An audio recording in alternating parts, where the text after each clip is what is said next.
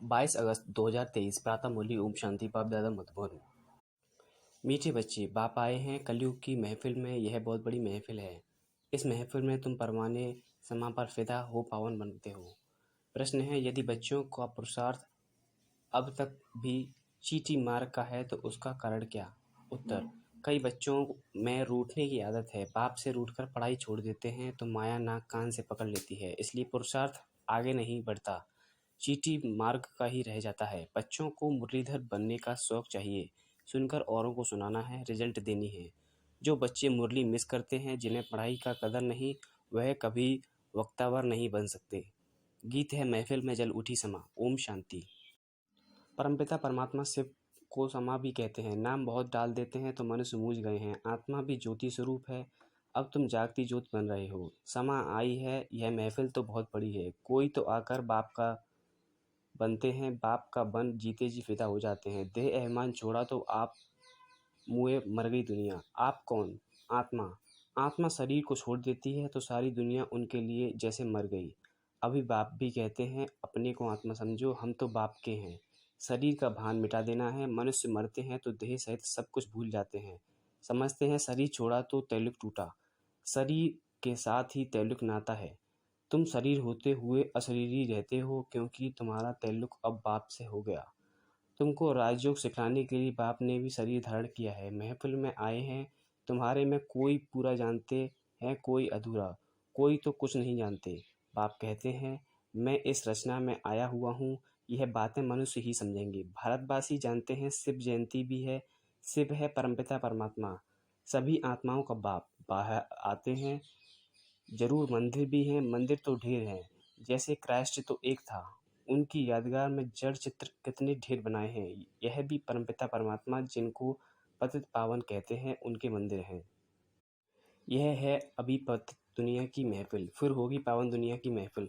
पावन दुनिया में तो वह आते नहीं। पावन दुनिया की महफिल बहुत छोटी होती और सुखी होते हैं, इसलिए वहाँ आने की दरकार नहीं। आना है बड़ी महफिल में, उनका नाम ही है पतित पावन। यह है पतित दुनिया, फिर पावन दुनिया भी है। उसी नई दुनिया में जरूर थोड़े होंगे। तुम बच्चों में नंबरवार पुरुषार्थ अनुसार सच्ची सच्ची सर्विस करते हैं। सच्चाई की सर्विस का सबूत भी निकलता है। तो बाप महफिल में आए हुए हैं, वह है पतितों को पावन बनाने वाला। कहा जाता है, charity begins at home. Bharat अविनाशी बाप का अविनाशी बर्थ प्लेस है। मनुष्य भूल गए हैं शिव बाबा कब आया था, उनको ही पतित पावन कहा जाता है। आते भी हैं पतित शरीर में, उनकी महिमा कितनी भारी है। शिवाय नमः। तुम्हारी महिमा भी अपरंपार है। वैकुंठ की कैसे स्थापना करते हैं, जिस वैकुंठ की भी महिमा अपरंपार है, तुम बच्चे ही यह जानते हो और ऐसे वैकुंठ में जाने के लिए पुरुषार्थ करते हो। परंतु तुम्हारा पुरुषार्थ बड़ा ठंडा चीटी मार्ग का देखते हैं। माया किसको कान से नाक से पकड़ती रहती है, किसको भी छोड़ती नहीं है। सोचते भी हैं ऐसे शिव बाबा को निरंतर याद करें, जैसे पत्नी पति को कितना याद करती है। यह तो पतियों का पति है, बाबा है। ऐसे बाबा को कितना याद करना चाहिए, ऐसे बाबा की हम कितनी महिमा करें। गीत आदि में भी शिव बाबा की कितनी महिमा करते हैं। तेरी महिमा अपरंपार है, इतनी महिमा क्यों गाई जाती, कोई कारण तो होगा ना। तुम जानते हो बाप ही भारत को स्वर्ग बनाते हैं। भारत को कितना ऊंच बनाते हैं, रावण फिर नीच बना देते हैं। बाप आकर सुखी बनाते हैं, दोजख से बहिष्ठ बना देते हैं। ऐसे बाप को कोई जानते नहीं। पतित तो सारी दुनिया है, भल अशोका होटल के सुख आदि हैं, परंतु यह सब तो हैं अल्पकाल के लिए। यह मृग रचना समान राज्य पाई का भी इसमें सुख नहीं, दुख ही दुख है। सतयुग में राजा रानी तथा प्रजा कितने सुखी रहते हैं, अभी तो कितना दुखी है। कितनी रिश्वत खाते, कितने पाप आदि करते। भारत देवी संप्रदाय था, भारत की महिमा बड़ी जबरदस्त है, जो अब तुम जानते हो। भारत की महिमा गाते हैं, याद करते हैं, परंतु जानते नहीं। अरे भगवान कहते हो तो भगवान का पूरा नाम चाहिए ना। उनका नाम है शिव, उनकी सारी महिमा है। मनुष्य उनके नाम रूप देश काल को जानते नहीं, कह देते हैं उनका नाम रूप है नहीं। कहते भी हैं परमपिता परमात्मा परमधाम का रहने वाला है, नाम रूप देश बतलाते भी हैं, परंतु देह अभिमान होने के कारण उनको याद नहीं करते हैं। याद करते भी हैं बिगर समझ।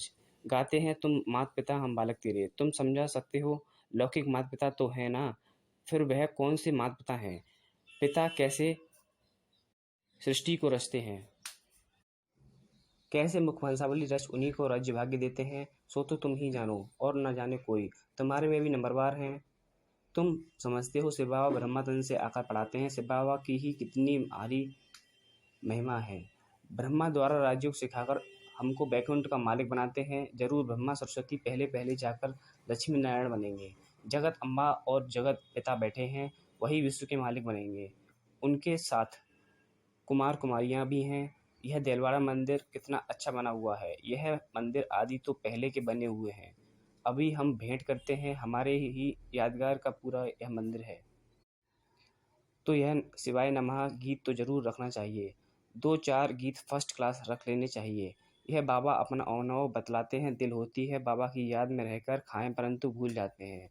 वो तो कहते हैं मैं अभोक्ता हूँ, उनको यह नहीं आता है कि यह अच्छा है या बुरा है। बाबा कहते हैं मैं आता ही हूँ तुम बच्चों को पतित से पावन बनाने के लिए, क्योंकि रावण ने तुम्हारे ऊपर जीत पहन ली है और फिर उस पर जीत पानी है।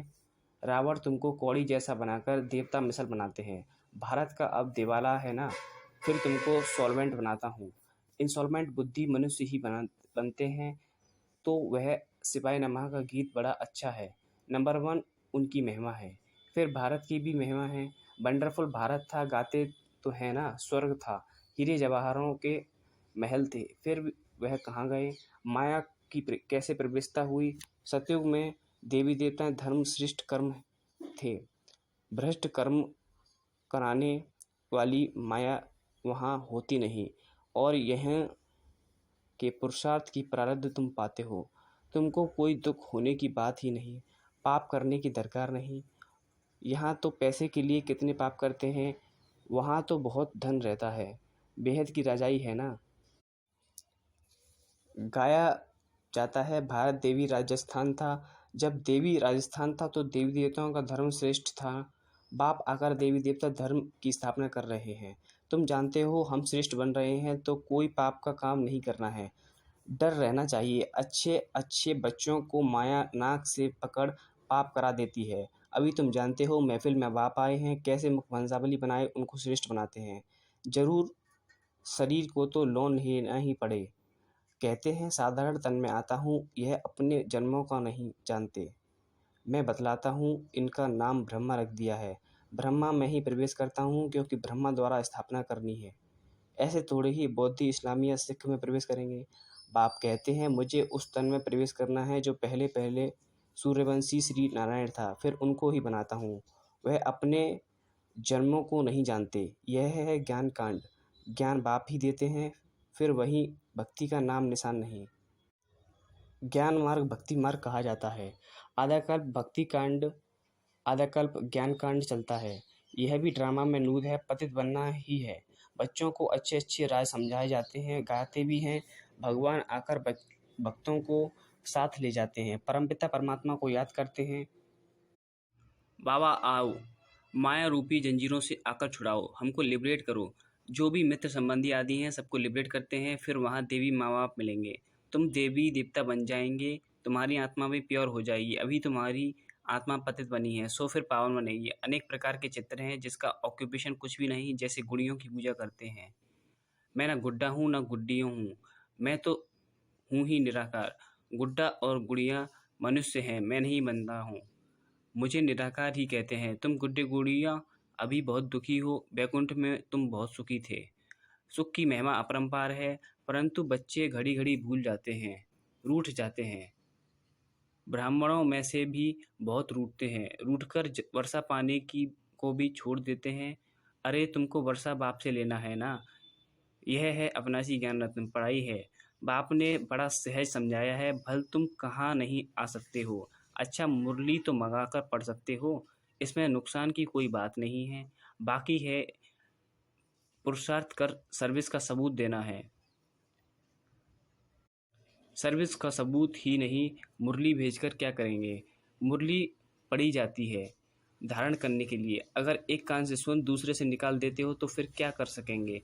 बाबा को याद ही नहीं करते हैं, कोई पाप करते हैं बुद्धि का ताला बंद हो जाता है। बाप कुछ नहीं करते हैं, बाप तो समझाते हैं तुमको बहुत मीठा बनना है, कोई को दुखी मत करो, अंत में तुम बच्चे बहुत मीठा बाप जैसा बन जाएंगे। पुरुषार्थ करना है, दिल से पूछना है, किसको तंग तो नहीं करते हैं, इस हमसे कोई नाराज़ तो नहीं होते हैं। यूँ बाहर वाले तो बहुत नाराज होंगे। तुम ब्राह्मण कुल भूषणों को मुरली रोज सुननी चाहिए। मुरली नहीं सुनेंगे तो धारणा कैसे होगी? मुरली नहीं सुनते हैं तो जरूर समझो वह भक्तावर नहीं।